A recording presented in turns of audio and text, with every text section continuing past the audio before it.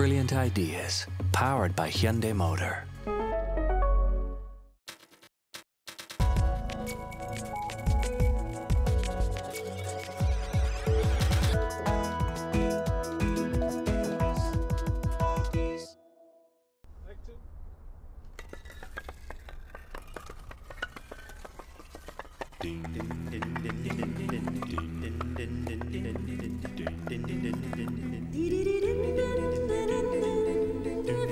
Damián Ortega has famously said that sculpture is action, not object.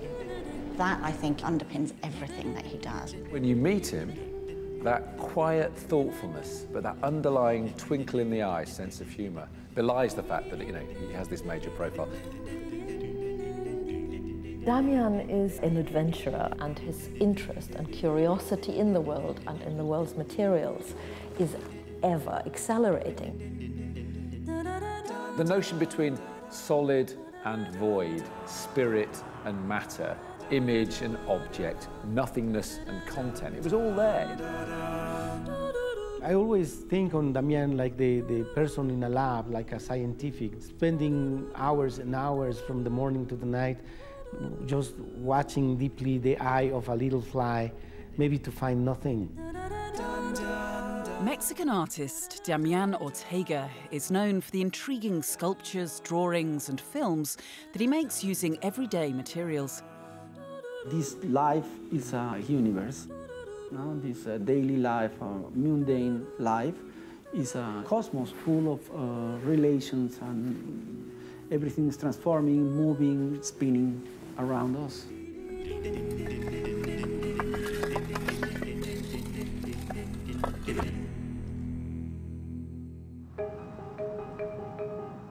One of his best-known works, Domestic Cosmogon, was made when he was commissioned to make a sculpture for the opening of the brand-new Jumex Museum in Mexico City. Rather than the massive and imposing, Damián chose to glorify the universal and familiar.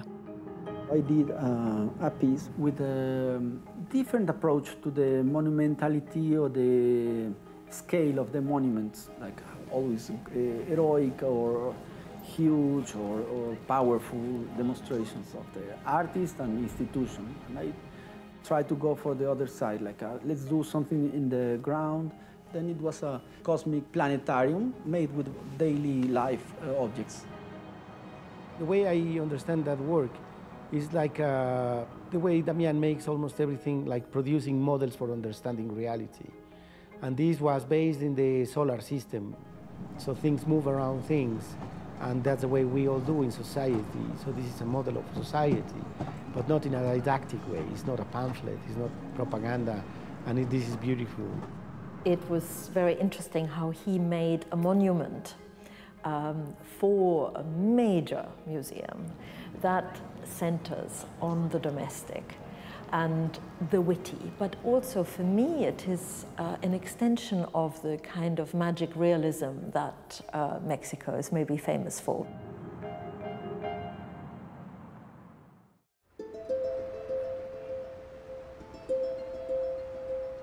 Mexico City is unique. 2,000 meters above sea level, it's a mega city of over 20 million people where rich and poor collide. This city, Mexico City, I think it's very effervescent and very exciting with lots of energy, mostly because of the long-term history of corruption, violence, degradation, and authoritarianism from the government. In 1967, it was here, just south of the city, that Damián Ortega was born. I grew in a very specific and particular context because my father was an actor and my mother was a professor in the primary school. Damián grew up in a very politicized environment, and his father, he's a kind of a very important communist protagonist in those years. He's completely from the south. In Mexico, you would say that the left intelligentsia lived in the south, which is Coyoacán and even further Tlalpan. The little he went to school was around that area. He quickly tired of normal school life. I decided to quit the school because I don't want to be part of the regular structure for education. My father was very strict, and he said, you need to start to work and to survive by your own. Aged 16, Damián took a job as a cartoonist for a local paper. He was hoping to further his artistic education, but struggled with the Mexican university's traditional approach. I think you have to imagine a Mexico that was quite conservative in the 80s. And when Damián Ortega decided he wanted to explore the art schools, he found a very conservative, backward-looking, almost archaic way of teaching. In that time was very intense, the nationalism, the Mexicanismo. I didn't know why exactly, but I know I want something different. In 1985, an earthquake devastated Mexico City. It shone a new light on government corruption and sparked a grassroots movement. Young people now wanted to challenge the status quo. The new generation of artists felt their voices were not being heard by the Mexican art establishment. We all had to survive and go beyond to produce and create. Writers, poets, composers, dancers, and so on. We had to recreate and reinvent new possibilities for using art in a challenging way to do something with dignity in this environment. Damián and fellow artists began to meet every Friday at artist and lecturer Gabriel Orozco's studio to discuss and make art. The Friday workshops became legendary. The group was now the vanguard of a new generation that wanted to change art and change the world. Friday's workshop was something like an alternative way of learning that Gabriel proposed. And this becomes kind of self-made university. We start to come every Friday, 10 in the morning to sometimes 8 o'clock in the night, painting, discussing, reading, or just having beers and chatting. It was a way of finding solutions with a great sense of humor, a sense of adventure, of really breaking new ground that tried to turn a new leaf on the very traditional and often quite nationalistic way of making art in Mexico. We never planned exactly what will happen, but we know in some way it was important. I think this group of artists in Mexico centered around Gabriel Orozco. They realized there was a different way of doing things.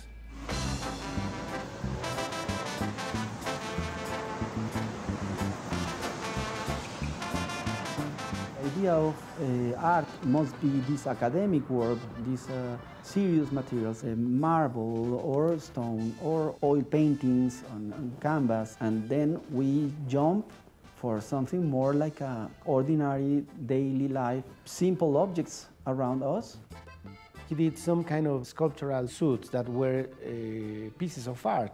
He disguised the way Darth Vader from the film was, but like a low-budget Darth Vader. Then it was kind of a caricature of himself, but a caricature of industry, culture, and production, and so on, capitalism. That energy, I think, that group of artists has brought to the international art world, a sense of art as something that helps you think about the world through making things, think about yourself in the world through the things that you make and the things that you present.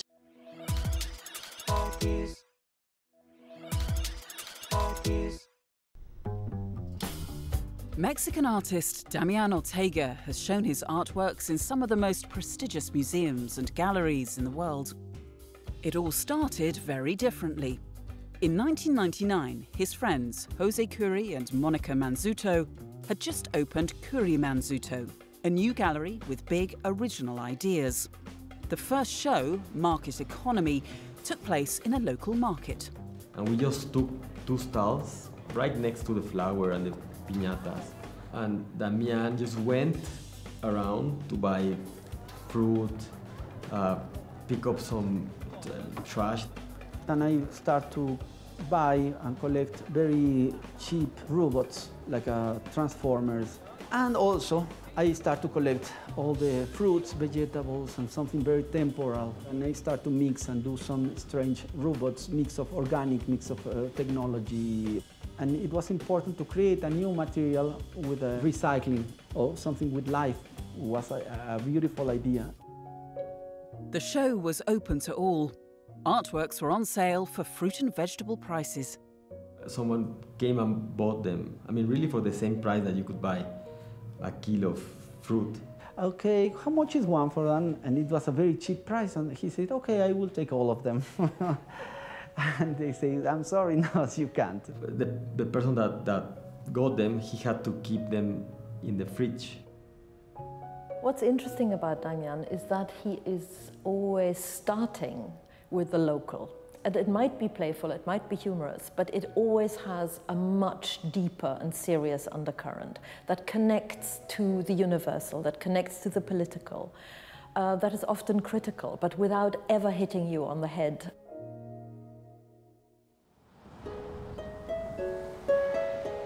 Today, Damián lives and works not far from where he grew up, south of Mexico City.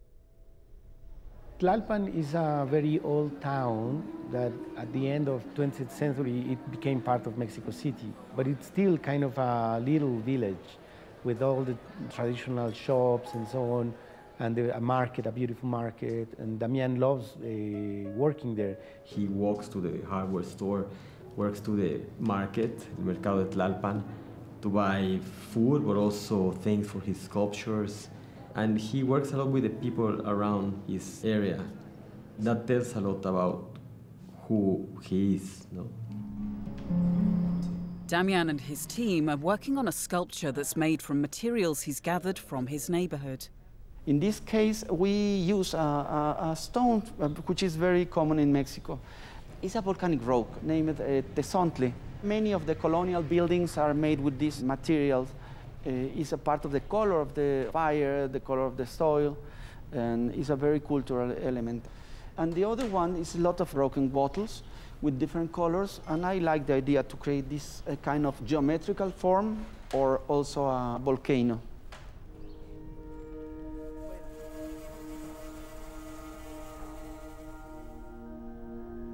Having his studio in Tlalpan is a little bit of this self-imposed isolation from technology. And I think that isolation, it's a metaphor for everything he is.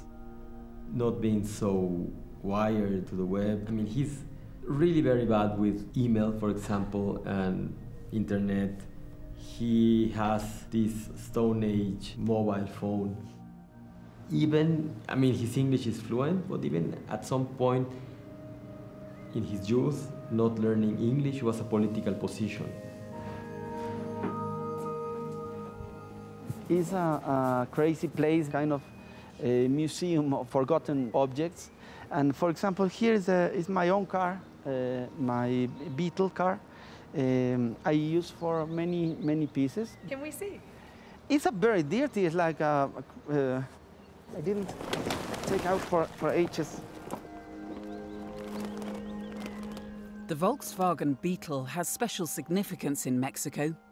Introduced in 1967, at its peak there were 1 million models on the road. Look at this, is the 2004. I think everyone identified with the car because it was a hippie symbol of freedom, the chance to go to the beach, to go to some independence. For me, it was a symbol of my childness. With my family, had a car, we went to the school every day and becomes part of the family. After many years, the car was really damaged, and I decided to do these works, who was a trilogy.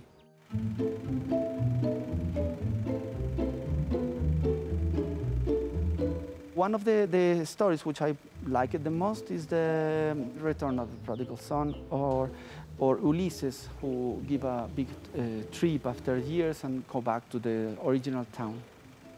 And the idea was driving to Puebla, to the factory, and to let the car die. We dig a hole and we bury the car. You saw only the 4 points of the wheels, and looks like the car was buried on the underground. Then it was also fun, like people in the streets just saw what happened here. And it was a very symbolic thing. In some way it was like a funeral, but also like a redemption or cultivating a new seed for the future. It was really intense. I was really depressed because I feel really like it was sad, my car, it was, becomes very emotional. We let the car there a few days and then we take it out. And it was the chance to do another piece. The next work in the trilogy showed the Beetle as it had never been seen before. First displayed at the 2003 Venice Biennale, it caught the attention of the international art world. I remember seeing the Beetle, the cosmic thing, at the Venice Biennale, and certain things just stand out. I don't know anything about this artist, I haven't seen anything like this. Amazing. I think he just went following some kind of curiosity that all children have, dismantling things, putting things apart, and not necessarily to understand, but it's more about this curiosity that it becomes playful.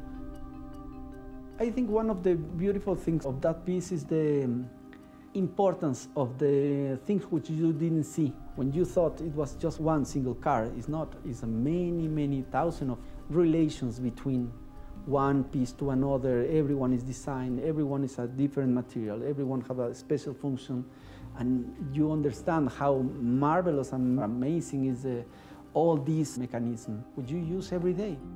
It was playful, it was humorous, but it also alluded to a very complex political, social situation in Mexico. How the VW, what role it plays in Mexican economies, how the different parts that make up the car are being traded on the black market. So all of this is part of this work that looks so effortless. Driving around Mexico City, Damián got the inspiration for the final part of the trilogy based on the story of Jonah and the whale.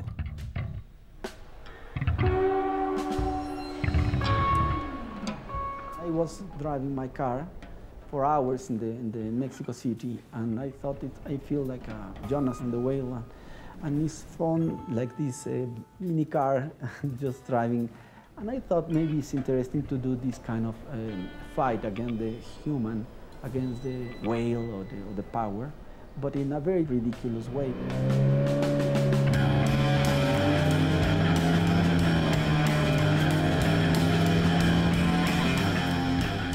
It was a fight where I hold the car and I put grease on the wheels, and it was a kind of sumo. And then it was nice because the grease started to flow around.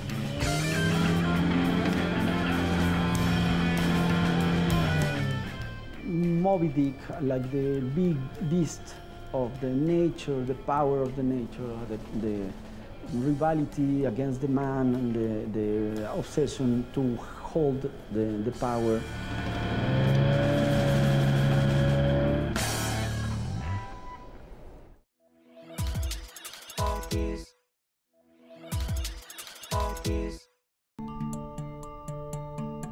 Salt. Unremarkable, every day. This was the centerpiece of Damián Ortega's surprising exhibition at the super prestigious White Cube Gallery in London. Once again, he made use of the ordinary and familiar to highlight bigger issues and concerns. I saw a beautiful, really surprising image in the newspaper about the submarines they use for transport cocaine. The image was amazing because it was in the jungle. It was a crazy, like a mythological but political image, really rich. The piece was a submarine made with sacks of salt. Suspended from the ceiling at an angle, so it was dripping a material onto the floor that turns out to be salt. In the colonial period, the salt trade was incredibly lucrative, but actually exploitative too. In the contemporary world, the cocaine trafficking, drug trade is incredibly lucrative, but phenomenally exploitative and damaging. And I think he was making certain historical parallels, not moral judgments. But there was something also just compelling about the work. This dramatic structure that seemed to be static, and then realised there was a fine flow of salt. And of course, in the end, the piece existed to destroy itself. The salt, of course, stands in for cocaine, but he is even cleverer than that, because he's really interested that the word salary in Latin is connected to the word salt, because salt, of course, was a commodity in historic times. So he's also alluding to the fact that there is now this parallelism in a commodity and that connection between salt and cocaine. In the spring of 2016, he became very unwell. While recovering in hospital, he found he was drawn to the most simple of materials. Clay can be rigid, or all the states of the nature. Like it could be liquid, or could be solid, or could be a stone, but also water. And every piece is a phenomenon.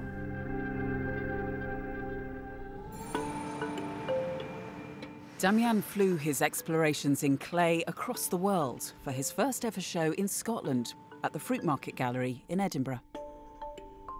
He has displayed on a table 143 objects, all made of unfired clay, from the earliest kind of axes that a hunter-gatherer would use to a tablet of the 21st century. The feeling which I have the first time when I come inside of this center is like, wow, I use all these elements every day to destroy the nature or to transform the nature. There is that undercut of climate change, of soil erosion, of the way in which humankind has shaped the world, not necessarily for good. I think his icebergs are really interesting. The whole notion of the Arctic as the canary in the coal mine, I think he's dealing very much with that, the way in which humans' influence on the world is not necessarily all to the good. You could see it again as a humorous comment on the evolution of mankind, but it is also maybe a very potent question about progress and what progress really means. I think artists are very, very well placed to comment on the world, to help us understand ourselves in the world, to do just enough to get us thinking. And I think Damián is one of a number of contemporary artists working at the moment who absolutely understand that responsibility. As an artist, we can transform the perspective of the other people, and this creates a new relation with the world. He's a transformative artist. There's a fluid material poetry, and there's an underlying wry humour, sense of the absurd, and there's often a social or political undertone that you can find if you look hard enough. He takes his inspirations always from chance encounters, so you literally never know what could be next. He will always surprise us.